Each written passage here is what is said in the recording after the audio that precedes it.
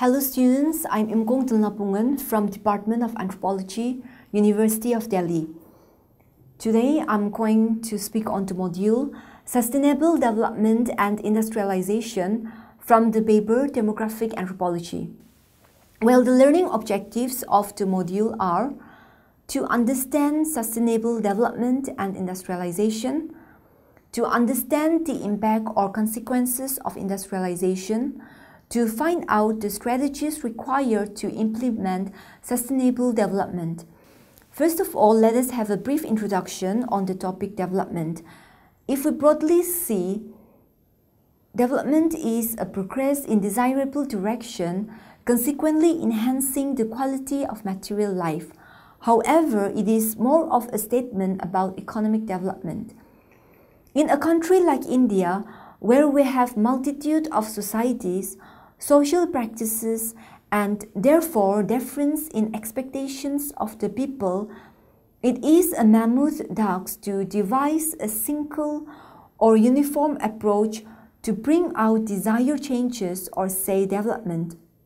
We need to take every difference and every similarity in consideration before we initiate any program or idea towards development. Development involves a progressive transformation of economy and society. A development path that is sustainable in a physical sense could theoretically be pursued even in a rigid social and political setting. Sustainable development is defined by World Commission on Environment and Development in 1987 as development that meets the needs of the present without compromising the ability of the future generations to meet their own needs. It contains within it two key concepts: the concept of needs, in particular the essential needs of the world's poor to which overriding priority should be given, and number two, the idea of limitations imposed by the state of technology and social organization on the environment's ability to meet present and future needs.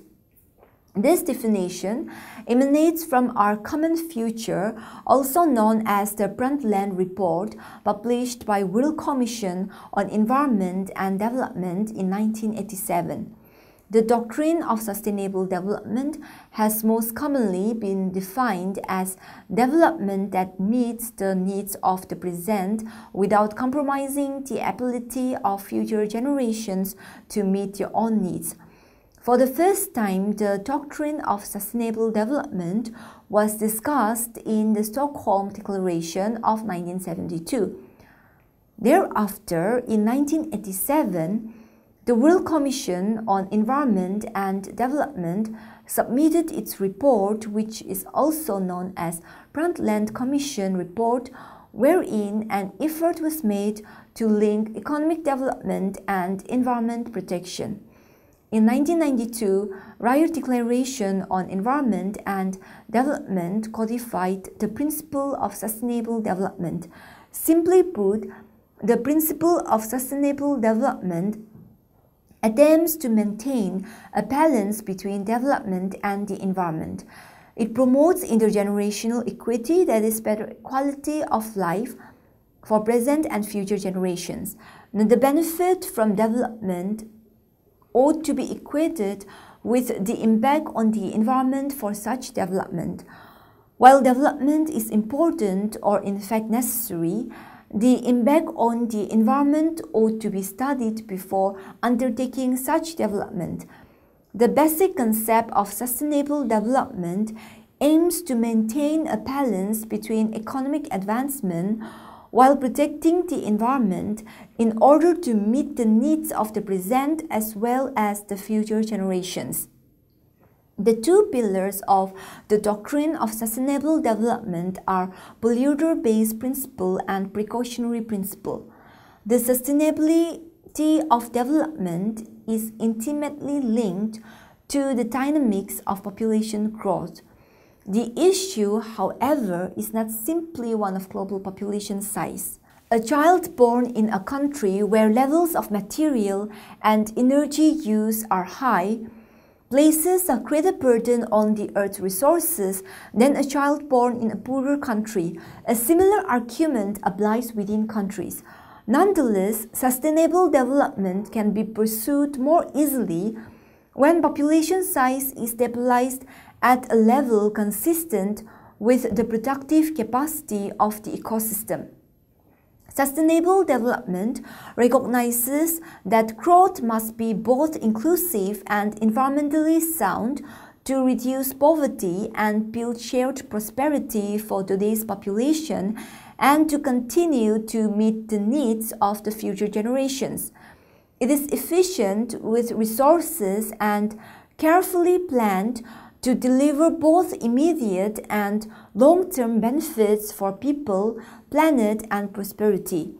Through a variety of market policy and institutional failures, Earth's natural capital has been used in ways that are economically inefficient and wasteful without sufficient reckoning of the true cost of resource depletion. The burning of fossil fuels supported rapid growth for decades but set up dangerous consequences with climate change today threatening to roll back decades of development progress. At the same time, growth patterns have left hundreds of millions of people behind. 1.2 billion still lack access to electricity, 870 million are malnourished, and 780 million are still without access to clean, safe drinking water. Now let us discuss about industrialization. Industrialization is a generic name for a set of economic and social processes related to the discovery of more efficient ways for the creation of value. These more efficient ways are lumped together under the label industry or the secondary sector.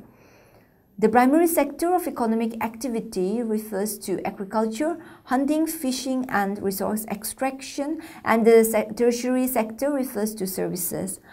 Now, beginning with the late 17th century, industrial activity has dramatically enlarged its scope and scale as manufacture became to replace manufacture. Historically, industrialization studies have concerned themselves primarily with the period known as the Industrial Revolution, although in geography, this area of inquiry has been the focus of many economic geographers interested in the contemporary logic of the global economic landscape. Using the criterion of the abruptness of change, one can distinguish two types of economic change: events, that is swift singular changes, and processes, that is protracted cumulative changes. Now, industrialization is a process, not an event. A process is an emergent property of a system, that is a country or region, resulting from a collection of events that share a number of similarities and that unfold over a slower time scale than that of its component events. Now let us see the impact of industrialization. Industrialization affected human population in many ways. The main features are briefly discussed as follows. Let us first discuss about the positive impact of industrialization. Firstly, low cost of production. The introduction of industries has led to the decrease in the cost of production of many essential items. The decrease in cost is the result of economy of large-scale production. It allows to save time and labor. Industrial goods have become more affordable for common people. Now the second one is the self-sufficiency.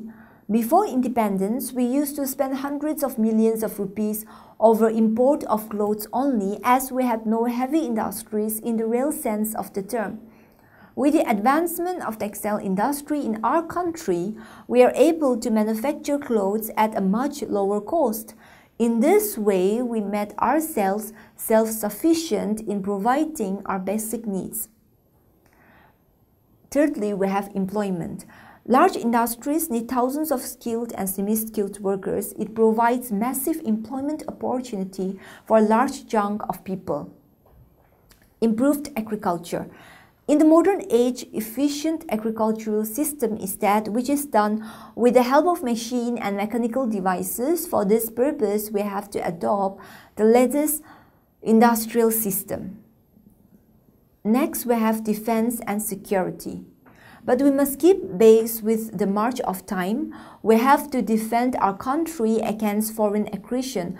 We must manufacture latest weapons. For it is most unwise to depend upon foreign and for defense of one's country.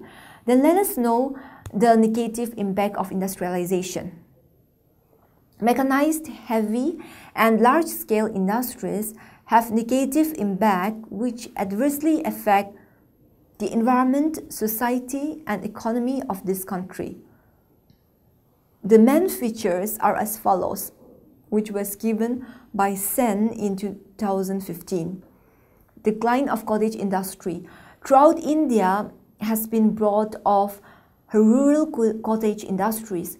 The silk produced by the village weavers had been a source of attraction all over the world. With the advent of heavy mechanical industries began the chapter of the decline of our village cottage industries. Mass migration from rural areas. Another attack is that with the creation of heavy mechanized industries in the urban areas, the rural population would start mass migration into town and cities, thereby making the unemployment problem more acute and complex. Now, let us see depletion of natural resources. Due to industrialization, there is constant depletion of natural resources. Many industries are powered by thermal power plants that consume coal. Since large industries are spread over many acres of land, agricultural lands and forests are often cleared to make available the required land. Now let us see pollution. Large industries emit many harmful gases into the environment. The introduction of harmful chemicals into air leads to air pollution. The noises that it produces leads to noise pollution. Now, increase of war-like situation. Out of the degenerating effects of heavy industries is born contention. In developed nations, most of these heavy industries are engaged in the production of war materials. With a lot of war weapons in hands, there has been an increase in warlike situation among countries. Now let us understand what kind of accidents industrialization leads to and the strategies we need to overcome those accidents. Accidents involving toxic chemicals and radioactive materials can occur in plants in any region.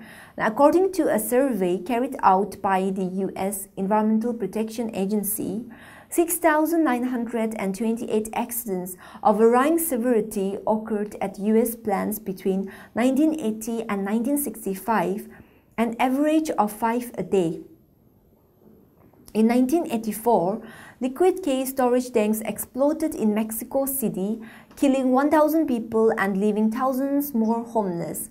Only months after the Bhopal tragedy in India, which killed over 2,000 people and injured 200,000 more, an accident at a plant in West Virginia in the United States operated by the parent company of the Bhopal facility resulted in emergency evacuation of residents and some health problems.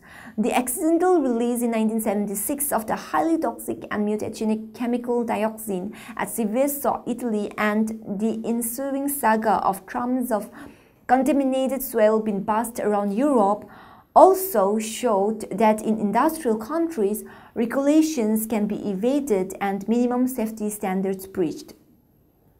In early November 1986, a fire at a warehouse of a chemical manufacturer in Basel, Switzerland, sent toxic fumes into France, and the Federal Republic of Germany released toxic chemicals into the Rhine, causing massive fish kills and affecting the vital water supply in countries downstream all the way to the Netherlands. Scientists investigating the Rhine agreed that it could be years before the damaged riverine ecosystems would return to their former stature. Thus, incidents at Mexico City, Bhopal, Chernobyl, and Basel, all occurring within the short lifetime of this commission, raised public concern about the industrial disasters. They also demonstrated the likelihood of significant increase in the frequency and magnitude of industrial accidents with catastrophic consequences. These events point to the need to strengthen national capabilities and the framework for bilateral and regional cooperation. National and local governments should survey hazardous industrial operations and adopt and enforce regulations or guidelines on the safe operation of industrial plants and on the transport, handling, and disposal of hazardous materials. Adopt land use policies or regional development plans that would require or provide incentives to industries that have a high pollution or accident potential to locate away from the population centers, and that would discourage people from moving close to the plants and waste disposal sites. Also ensure that plant workers are provided with full information about the products and technologies they handle and are given adequate training in safe operational procedures and emergency preparedness, and involve local governments and community residents in major setting decisions and emergency preparedness planning. Let us see the need for sustainable development. Due to industrialization, there has been an impact on people and environment. Simply put, environment has been affected due to the negative impact of industrialization. So there was an urgent need of development which can be helpful in the overall development of human beings, but without any negative impact on them, and thus, concept of sustainable development came into force. In September 2015, the United Nations achieved international agreement for its 2030 Agenda on Sustainable Development. The agenda identifies 17 goals and 169 targets to address a number of economic, environmental, and social concerns facing the world today. There are 17 goals that cover 5 key themes. Below are excerpts from the description of the 5 themes. First is the people, to ensure that all human beings can fulfill their potential in dignity and equality and in a healthy environment. Second, planet, to protect the planet through sustainable consumption and production, sustainably managing its natural resources, and taking urgent action on climate change so that it can support the needs of the present and future generations. Third, we have prosperity, to ensure that all human beings can enjoy prosperous and fulfilling lives and that economic, social, and technological progress occurs in harmony with nature. Fourth, peace, to foster peaceful, just, and inclusive societies which are free from fear and violence. There can be no sustainable development without peace and no peace without sustainable development. Fifth, we have partnership. To mobilize the means required to implement this agenda through the participation of all countries, all stakeholders, and all people. A key focus is the impact of economic growth which has had on the environment, in particular human activity that has caused an uptick in the greenhouse gases such as methane or carbon dioxide, which in turn have caused the atmosphere to retain heat. Climate change was first introduced back in 1896 when Svante Arrhenius predicted that emissions of carbon dioxide due to the burning of fossil fuels and other combustion processes were large enough to cause global warming. But it is also important to put the concept of global warming into current context. In 1896, when Arrhenius first started writing about climate change, only 1.6 billion people lived on the planet, and the world GDP was valued at around $1.6 trillion. Now, our planet is home to 7.2 billion people, and GDP has grown by about 4,000%. Not only has the population grown, but defining characteristics of the population have changed. For example, 700 million fewer people live in extreme poverty conditions in 2010 than in 1990. But as poverty goes down, protein consumption goes up and farming methods become more intensive. Another phenomenon is that of the rising global middle class, which is predicted to increase from 1.8 billion people in 2009 to 3.2 billion by 2020 and 4.9 billion by 2030. Most growth will come from Asia. In fact, by 2030, Asia will represent 66% of the global middle class population and 59% of middle class consumption, compared to 28% and 23% respectively in 2009. What are the strategies for sustainable development? The local interdependence has, if anything, increased because of the technology used in modern agriculture and manufacturing. Yet with this surge of technical progress, the growing enclosure of common lands, the erosion of common rights in forests and other resources, and the spread of commerce and production for the market, the responsibilities for decision-making are being taken away from both groups and individuals. This shift is still underway in many developing countries. If the desert is growing, forests disappearing, malnutrition increasing, and people in urban areas living in very bad conditions, it is not because we're lacking resources, but the kind of policy implemented by our rulers, by the elite group. It is hoped that the World Commission will not overlook these problems of human rights in Africa and will put emphasis on it, because it is only free people who have rights, who are mature and responsible citizens, who then participate in the development and in the protection of the environment.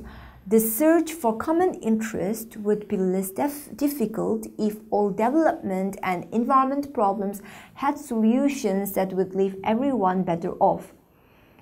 This is seldom the case, and there are usually winners and losers. Many problems arise from inequalities in access to resources. An inequitable land ownership structure can lead to overexploitation of resources in the smallest holdings, with harmful effects on both environment and development. Internationally, monopolistic control over resources can drive those who do not share in them to excessive exploitation of marginal resources.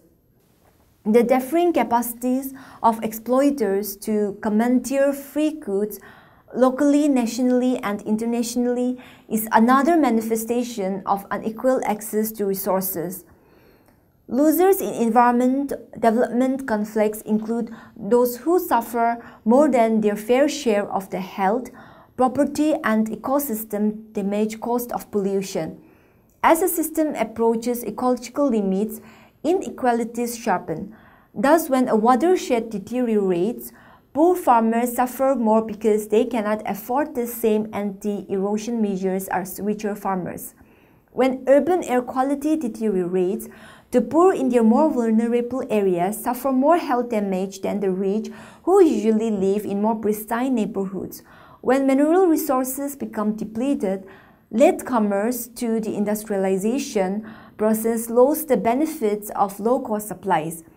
Globally, wealthier nations are better placed financially and technologically to cope with the effects of possible climatic change. The world must quickly design strategies that will allow the nations to move from their present, often destructive processes of growth and development onto sustainable development paths. This will require policy changes in all the countries with respect both to their own development and to their impacts on other nations' development possibilities. The required reorientation in international economic relations is dealt within critical objectives for environment and development policies that follow from the concept of sustainable development, which includes reviving growth, changing the quality of growth, meeting the essential needs for the jobs, food, energy, water, and sanitation, ensuring a sustainable level of population, conserving and enhancing the resource base, reorienting technology and managing risk, and merging the environment and economics in decision-making. Changes are also required in the attitudes and procedures of both public and private sector enterprises. Moreover, environmental regulation must move beyond the usual menu of safety regulations, zoning laws, and pollution control enactments. Environmental objectives must be built into taxation, prior approval procedures for investment and technology choice, foreign trade incentives, and all the components of development policy.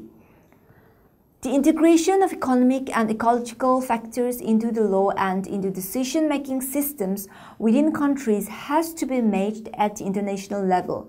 The growth in fuel and material use dictates that direct physical linkages between ecosystems of different countries will increase. Economic interactions through trade, finance, investment, and travel will also grow and heighten economic and ecological interdependence. Hence, in the future, even more so than now, sustainable development requires the unification of economics and ecology in international relations. Now, let us summarize what we have learned in this module.